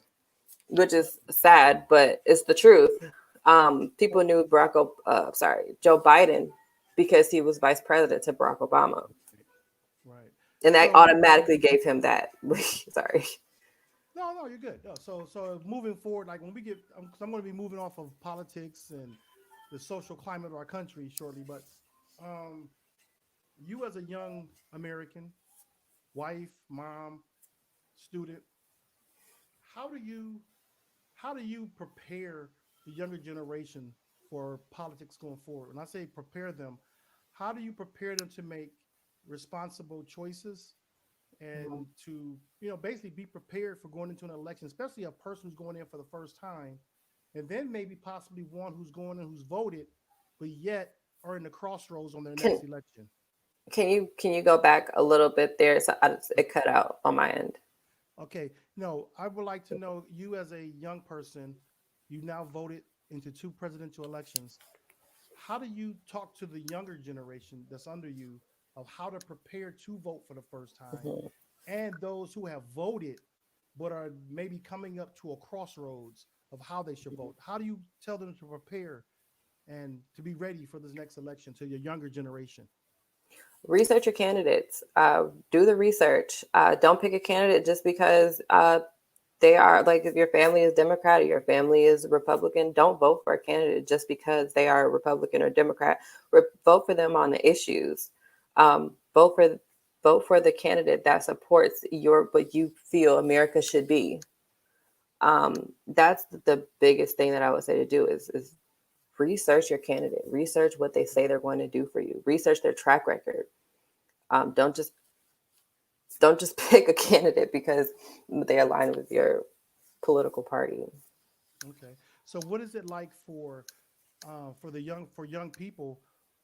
Do you think they take this seriously now, or maybe when you first elected, like your generation, when you first voted for Trump versus Hillary, did your peers, did they take it serious of how they were researching, or did they just casually went to the voting booth? Was it a serious conversation? Like, did you all talk about the issues? Yes. So, well, at the time with Clinton and Trump, I did do that election. I did do my research, but at the same time, a lot of the things that were talked about were surface issues, not about what they actually promised, but more so just there was a lot of scandal in the media. They were on both sides, that were being uncovered. Um, but I think but to your point about did we take the election seriously? I think for anybody that's coming of age to vote, it becomes a serious thing. Uh, for me, my experience was different because, well, a lot of people in my generation experience was different because prior to voting in that election, we had a president. We had just come out of a time where we had our first Black president. And so I was able to feel the weight of how serious elections were before my time for being able to vote came up. I got you. That makes So a lot of times when you have before you can vote, especially if it's not being pushed at home or if it's not being really pushed by the media for younger people to vote, it just doesn't really seem like a thing. You kind of just go through life, and then when your time comes up to vote, you realize how big it is and how this election is going to affect you as an adult because you're an adult now. I got you. And that's a really good point. So do you see a difference from the time you voted um, in that election versus the time you voted this election? What I know, you matured as a woman, and you matured, just from your awareness. What made it different this time, and how you prepared to vote versus then? A lot of things. A lot of things made it different this time, especially since our circumstances are so just drastically different right now. The first election, we were voting for our first woman president. Um, our first, my phone, sorry, so sorry. The first woman president, and then on top of that, we had our first really untraditional, like Donald Trump was just completely went against everything that we recognized in a politician, which was good for a lot of people. So that was different. But then this time around, we had, so many other things that were at stake with him becoming the president. We had already experienced 4 years of Trump in office. This time it was, do we want to experience another 4 years of this?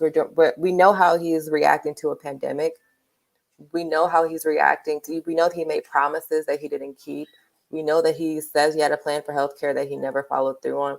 These are things that we know. Do we want to continue with another 4 years of this? This election was a lot different, and it seems to be a lot more, the consequences of him being president were going to be way harsher than they were the first time. The last 4 years have been horrible, but these next 4 years would have been horrible as well, maybe worse. That makes sense. That makes sense. So going into the future, because we're talking future now, we say going forward. So I want to segue into my next topic here. Are you familiar with the SpaceX program? We talked about that briefly. Yeah. Okay, we talked about that briefly, and I want people to know that actually tomorrow is going to be the first human rated, experience with NASA. So this won't be their first. It won't be SpaceX's first mission because they did a mission a couple months back, but for a NASA program. So these astronauts, Bob Belkin and Doug Hurley, they're going to climb aboard the company's Crew Dragon spaceship this summer, and they're going to rocket Earth's orbit, and they're going to dock at the space station. And the thing about it is that, and I think I pulled up the wrong article. This is the right one? No, this is the right one. Yeah. So they're actually going to be at the space station. They're going to meet with, I think, some Chinese astronauts and some Russian astronauts at the space station. And this is going to be like going into a pretty, I guess, how you want to say it? A venture into space moving forward. Because what's going to happen is that, they've had this conversation about going to Mars, and there's a crew that's planned to go to Mars. I'm not sure when I can't remember when that adventure is going to happen, but it's supposed to be coming up soon. I think they're going to go to Mars, and they're going to stay with knowing they're never coming back to Earth. So their whole purpose is to go to Mars. Not this crew here. This is a different crew. Right. They're going to go to Mars, and they're going to colonize on Mars. I can't imagine leaving here and knowing I would never see my family again. Yeah. Other than through a little monitor. And we don't know what the delay time is on, like transmission, like communication. Is it days, weeks, months? Right. Or is it instant communication? But I can't imagine myself doing that. But yeah, so Elon Musk, owner of Tesla, he started the SpaceX program, and he's working with NASA now. So he's going to be sending people into space. And what is it? Saturday? Actually, it's today. If weather permits. Is this the right one? They say, the Crew Dragon. They're going to launch Saturday at 7:49 p.m. They have astronauts Mike Hopkins, Victor Glover, Sharon Walker. I don't want to mess his name up. Sahachi Noguchi. I'm thinking I don't want to mess that name up. So they're going to dock into the space station 8.5 hours later, where they will stay for about 6 months, making the longest human space flight in U.S. history. So when it's time to go home, the astronauts will come back into the Crew Dragon, which will remain attached to the space station during their stay, then weather a fiery fall from Earth's atmosphere. So the crew then will land into the ocean. I think it's going to land into the Atlantic Ocean when they come back. So this is going to be, exciting. historical times in U.S. history right now for our space program. My thing is, are you willing to get into a spaceship and travel to Mars and never come back?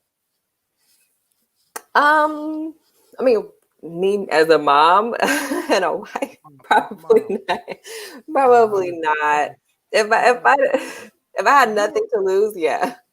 If you was on that edge of science, of studying science like that, it would be like, how people they're the first to do something, they can claim they're Yeah. doing something.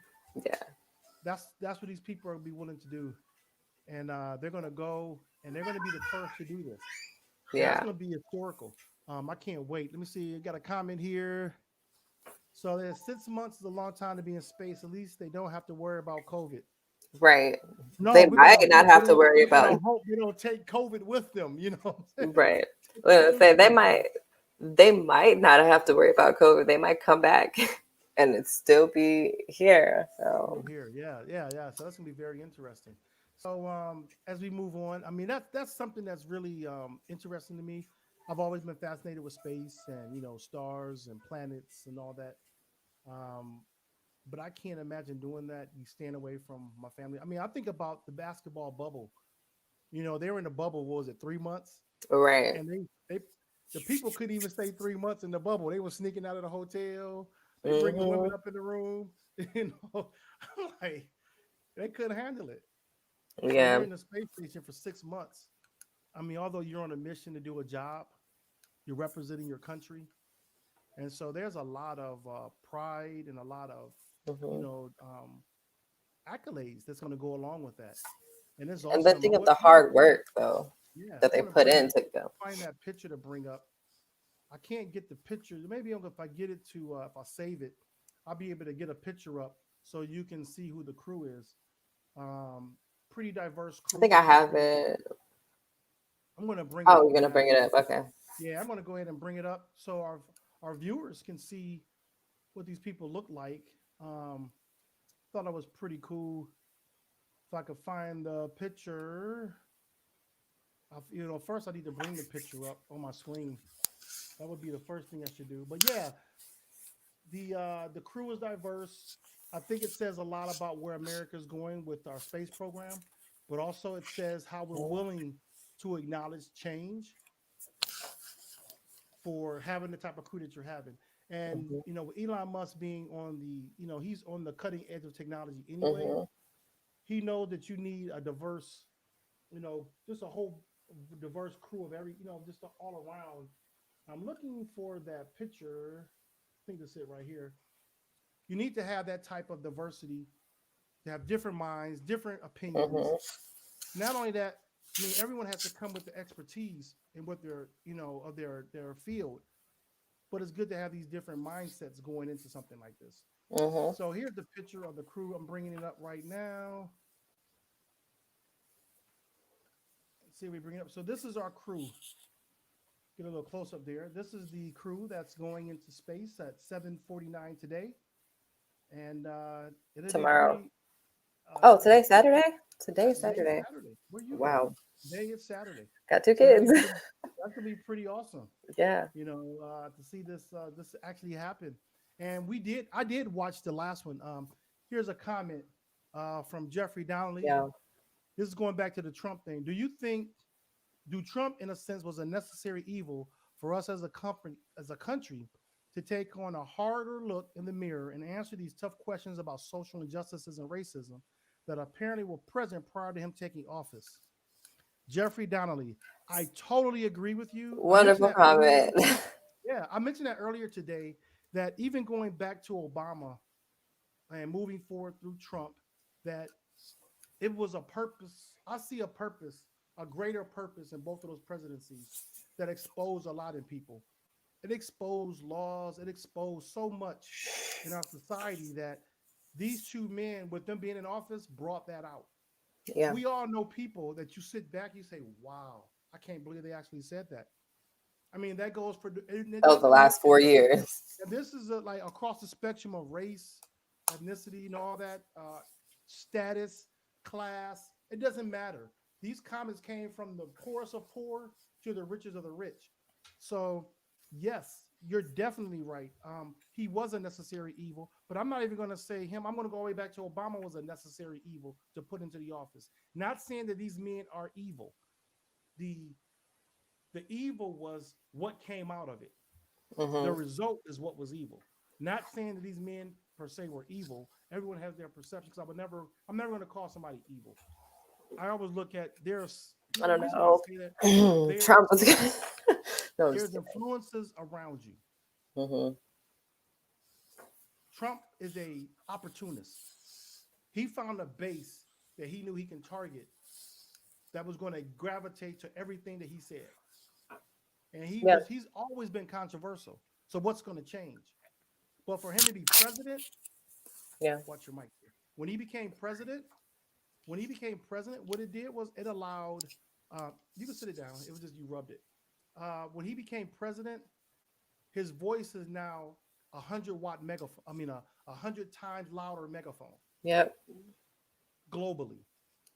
So that makes a difference. Yes, was it a necessary evil? Yes, because now we've seen things come out without Trump being in office and his comment about to the cops, rough them up. He want to see frisk, stop and frisk enacted. George Floyd's situation wouldn't have been amplified like it was if it wasn't for previous rhetoric. Hmm. Also, when you look at the situation of that, I mean, we're going to come off of politics, but he brought up a good point. That's why I'm bringing it back in.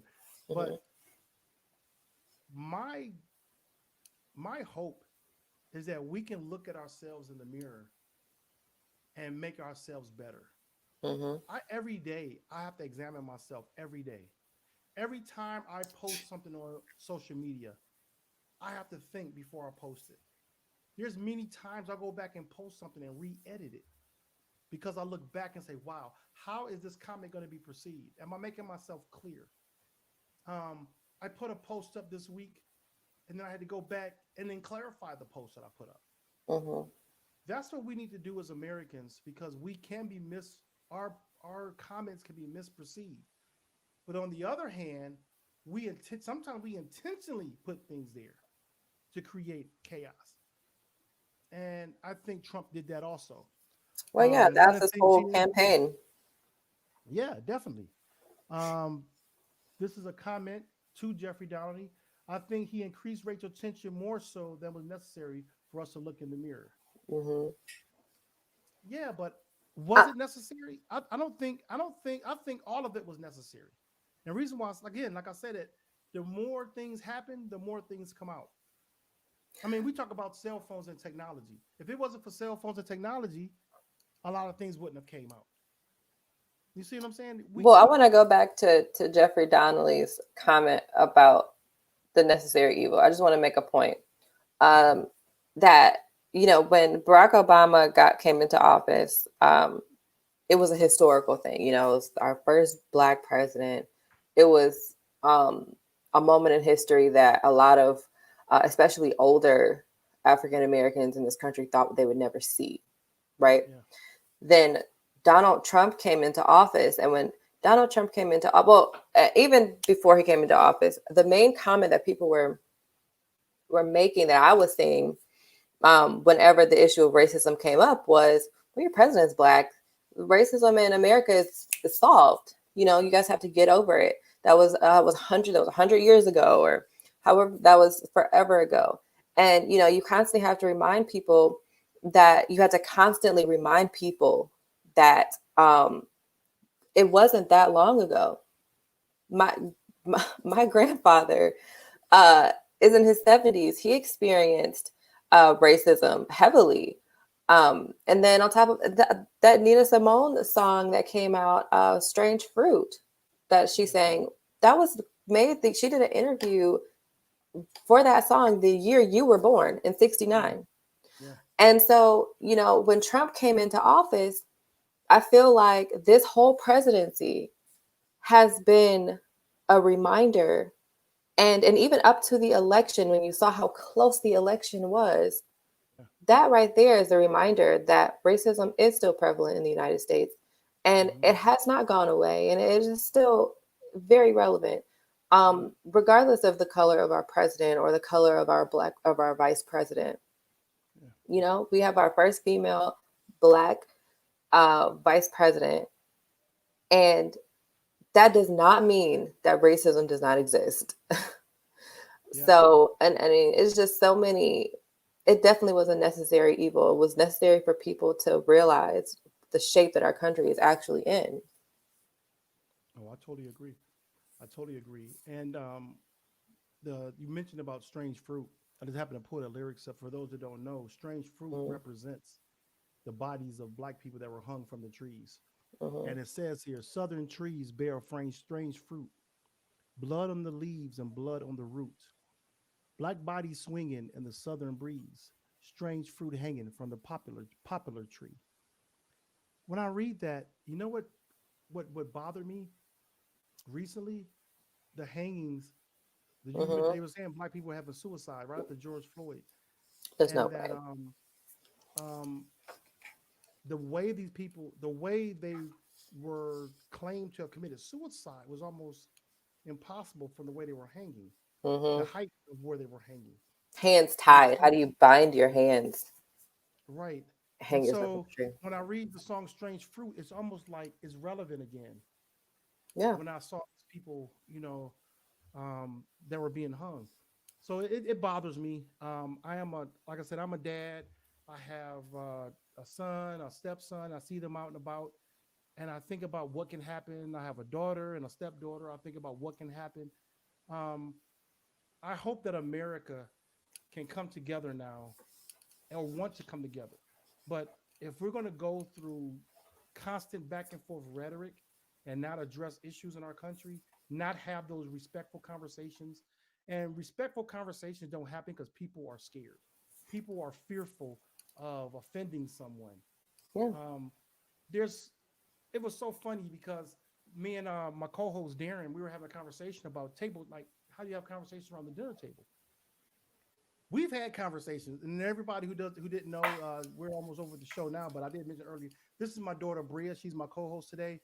We've had conversations around the dinner table about America, society, um, different things that go on in our country. I didn't have to bombard her with a lot of my influence on her. She was able to see things for herself, and then we have these conversations.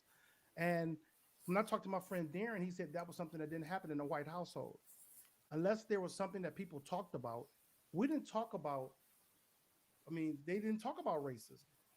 We talked about different experiences because it's like to let someone know, I understand where you're coming from. I understand what you feel. When I mentioned to you earlier about how they asked me, was I a homeowner going to vote for my HOA members? You shook your head like you understood what I was saying. It's Yeah. like she hasn't even experienced that yet, but she knew exactly what I was talking about. And that's something that in our country we need to be able to get around. We need to be able to fix. We need to be able to correct, or we need to be able to have the conversation of why did I feel that way?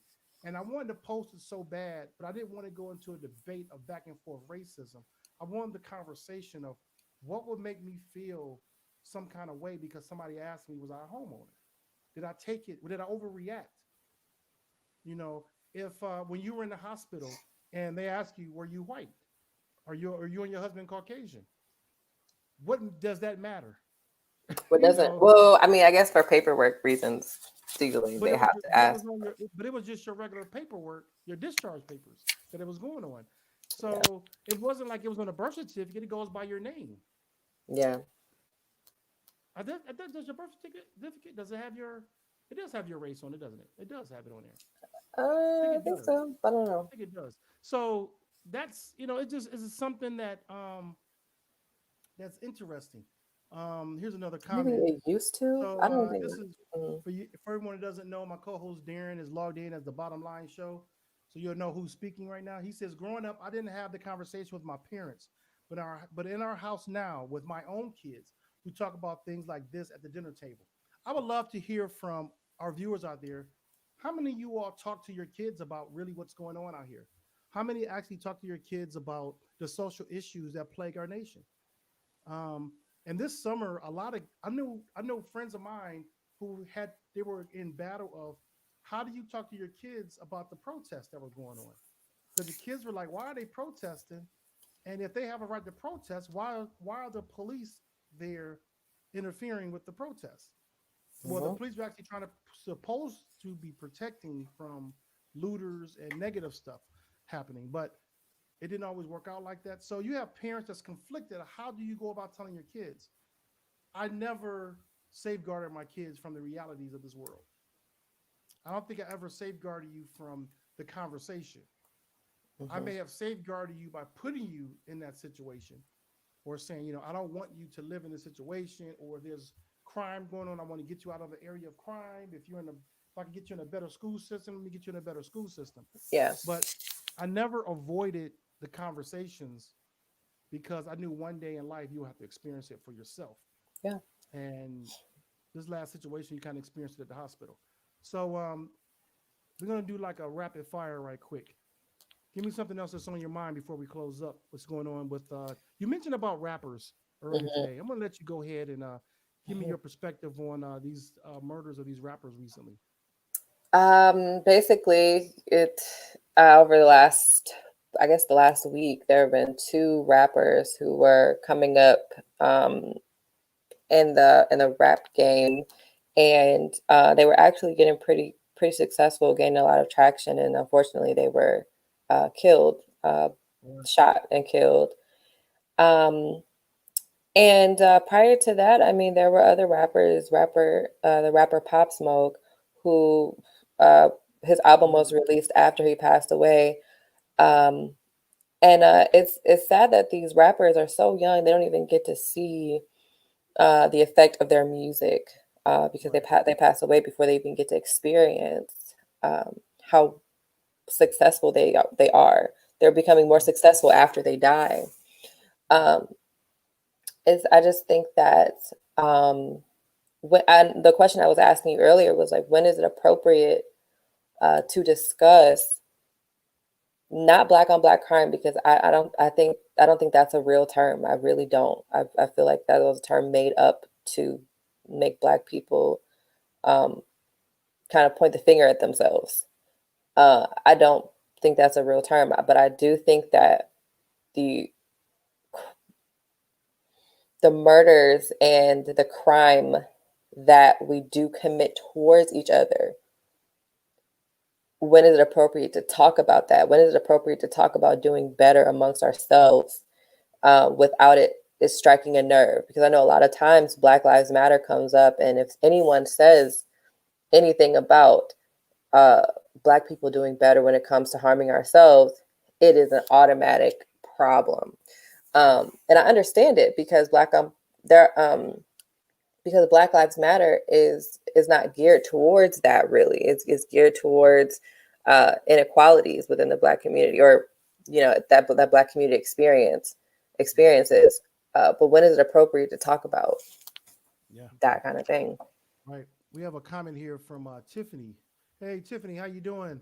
She says, I kind of feel like if you're not involved in some sort of activity, why would you want to be a target? Honestly, I feel most murder was motive.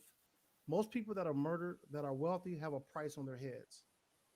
I feel like That's social what I think. media. Tiffany, thank you. I do. I know that the rapper King Von, who was murdered, he was involved in a gang lifestyle. Uh, he rapped about it in all of his songs. But at the same time, I think social media has a big part to play because, I mean, if you're on social media and they know where you are, you're flashing your money all the time, things like that. Even if you're not involved in gangs or anything like that, that automatically puts a target on your back. So Right. then if they're not involved in some sort of activity, as a celebrity, um, you're gonna have a target on your back, especially if you're on social media all the time, flashing what you have or where you're going to be and who you are. I mean, but that's a good point. You said if you're not involved in some sort of activity, why would you be a target? Right. Um, Do you Unfortunately, blame? I look at myself. I blame the music industry also because I feel that the way music has went, it was a time where hip hop music talked more about. They talked about the ills of the community, but they also talked about how to make the community better.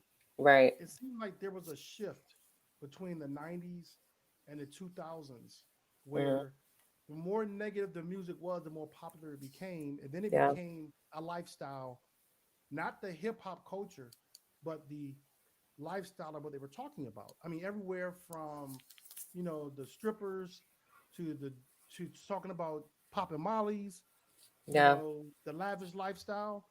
And then you get to the point where there was a time where if you was in a gang, you didn't talk about being in the gang. Now it's Now like they rep their gang in the song and in talk the about song. people that they've murdered in the.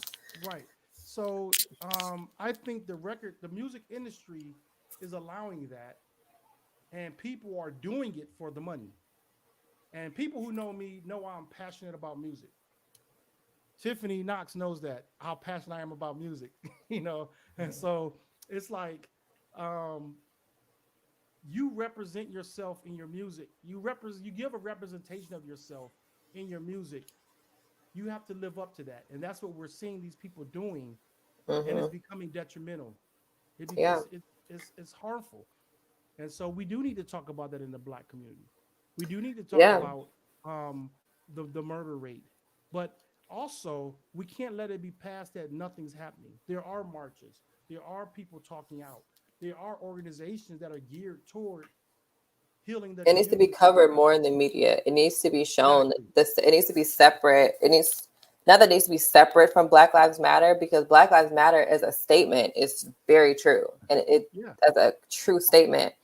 But it does need to be covered in the media more. Yeah. I feel like, or at least as equally to police brutality videos. I mean, like we see the videos all the time, and then you see a news article about I'm going to finish my thought and then I'll. So, what was I saying? I don't know, but I'm gonna have a comment. Think about they're gonna bring this comment. This is Tiffany. You're right. I had a There good point. there used to be a code of brother and sisterhood. Women, children, and elders were off limits. Nowadays, it's like fair game. People flash gang status like it's something to be proud of. You want people Yeah, to look up to you as celebrities, but what actually are the examples they're setting? I totally agree with you, I Tiffany. agree too. And that's something like I said. The whole hip hop culture started as a way to bring out the ills of the community and say this is what's going on because their voice was unheard through mainstream media. And you also look at there were so many genres of music that was considered wrong. I mean, all the way from Hmm. blues, jazz, then there was rock and roll, then heavy metal. But what happened with hip hop music, it took the world globally. It took some years, but everywhere you turn, hip hop music, it's in video games, it's in commercials. I mean, you went from Snoop Dogg talking about gin and juice to now he's like hosting TV shows on Right. network TV. So the hip hop culture has elevated. I mean, you got Kanye running for president. You know what I'm saying? Okay, let's not use that as. But no. The point is, Yeah. he was even in the conversation. That's You're what I'm right. saying. Yeah. So hip hop culture has been embraced, but the negative is that the powers, the money that's behind it, is not making it a good outlet. It's making it a harmful outlet for so many people. Well, Because but I don't know because for like King Von, for example, I just started listening to him. He's a Chicago rapper. He was a Chicago rapper. His rapping style was storytelling, and he would basically he was talking about his experience in his community in Chicago, and talking about his gang experience basically. And he did a lot of songs like that. And now he owned all of his music and things like that. But I think the industry right now is it. You're right. It's like fantasizing this gang lifestyle, and it is making money off. It is capitalizing off of that. But I feel like you know this is the platform that they build their career on. right, yeah, And so if they can't deviate from that because this is and they're not at a status yet where they can just change what they rap about. yeah, They're coming up. So it seems it's kind of like, I guess this is to your point, that it seems like the only way for them to continue to succeed and excel and get to a point where they can be like Snoop Dogg hosting award shows is that they stay here for a minute and rap about killing each other and rap about drugs and stuff like that. And I mean, unfortunately, the risk you take is losing your life. And that's what you were saying about you were mentioning 6ix9ine, Tekashi 6ix9ine earlier today, yeah. how he got into that lifestyle, and it's like I think his situation was a little different. Yeah, I think he because kind of he, exaggerated a lot. no, I think he got into that lifestyle and didn't know how to get out. Yeah, Um, but that's a lot of situations like that. I mean, when you're but he talking didn't about take the street way out. He copped out. You can't when you were choose that talking about lifestyle and change your mind. like you were talking about, fantasizing or like propping up that lifestyle and music. I remember in the late '80s going into the '90s when with the big thing with the Crips and Bloods, it was glorified. And oh yeah, Jeffrey Donnelly was like, shout out to NF. Yeah, he's a Christian hip hop artist, pretty Mm, good guy. He puts me in the mind of an Eminem type. So we're gonna shout out to NF. He's pretty dope. Y'all check out his music. It's worth mm, listening to. But in the late 80s and 90s, the Crips and Bloods became a glorified type thing to be part of mhm. because they were big in LA and they started branching out across the country. And it became this big thing. And that's around the time where the Biden bill came out in '94 with the Predators. It came out because of this grind, this gang and crime activity. So it was glorified then, but then you didn't hear the rappers really pushing their set on music Right. like you're doing now. And so that's what we need to come back with another conversation about this. Our time's running out, but we need to be able to bring up a conversation about how the music industry is changing, just America in this sense, globally, really, not just America, but globally, how hip hop music is changing, but also where does the responsibility lie with the type of music that we're putting out? Because we can't Right. censor people, and there is a freedom of speech. So we need to be able to see how we're going to navigate that with music. But I want to thank my co-host today, Bria Chaney, You're welcome. for coming in on the spur of the moment and filling in. And I really pray that Darren Harvey is going to be doing better. I got Feel one better, last comment. Darren. I'm going to throw up one last comment, but Tiffany, not only fantasizing a gang lifestyle, but a misconception of how things should be overall. Rapping about unnatural bodies of women being more attractive, rapping about non marital sex, rapping about ignoring the homeless and all kinds of profanity. I'm sick of the garbage rap. Bring back real rap. Woo wee! That's what I'm talking about. And somebody said thank you. Jeffrey Donnelly said thank Good you, Bria, for joining the show today. You did great. Awesome. Thank you. So we'll be back here again next Saturday. And by the way, let everybody know, Bria is now going to be the Bottom Line's new producer. She's going to be the Yay. producer for the show. So she's getting her taste of being on camera today, but she's going to be behind the scenes, handling a lot of the videos, the banners, the chats, and all that stuff. So just wish her well and Thank give her a you. lot of hope and encourage her during this time. You guys reach out to Bria Chaney, let her know. And you want to bring out your let people know what your social media is. You can put it in the chat. If you go to the Hmm. chat, the comments rather, in the comments, put in your social media so people Thanks, Jeffrey. can see how to get in contact with you. So put that in the comments for me. It That would does be your not your allow me. Facebook tags. I mean your Facebook line, your Twitter if you have one, or your It doesn't allow me to Instagram write it. in the comments. Yeah, What do you mean? I can't The write anything. comment you can't write in the comments? Okay, put it in the private chat and I'll copy and paste it. Okay. And I'll be able to post those up. But yeah, Jeffrey says congratulations. Thanks, Jeffrey. And so, like I said, well, hopefully that we'll be able to move forward and have a great show next week. I haven't even came up with a topic yet. We got to get in our Thursday meeting and get our topics together for Thursday. And if anybody out there have any ideas or any topic they want us to bring forth on the bottom line, please on this thread here in our comments, go ahead and put in some topic ideas, and we'll do our research. And we're going to try to bring you the best shows possible.